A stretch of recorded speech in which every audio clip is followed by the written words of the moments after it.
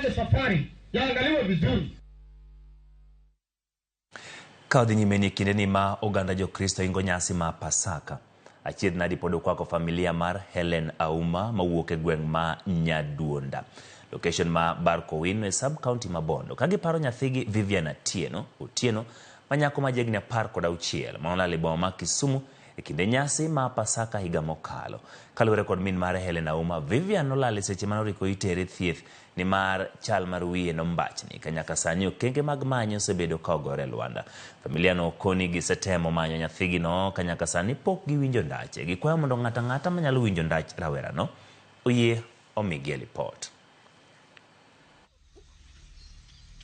Nyathini nolal Kisumu ukweli kitere hospital. Nolal Pasaka last year 2023. Nolal kanogo beni tere hospital.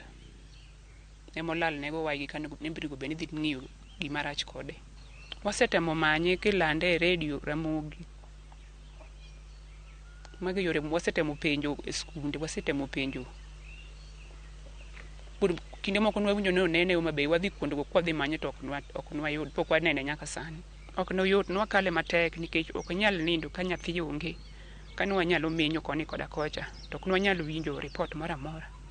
Ata para nitie gimarach gi wiyo, kapar nitie ng'ama wuonde nikech kata kobedo kata manolal manoyude no.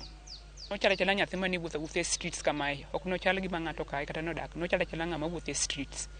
Kora kwaya ng'ata madipo koneno nyathi machal kamano manyako koneno to gonwa report kata go report ka police mondo wadhi wakawe. En wach ma lita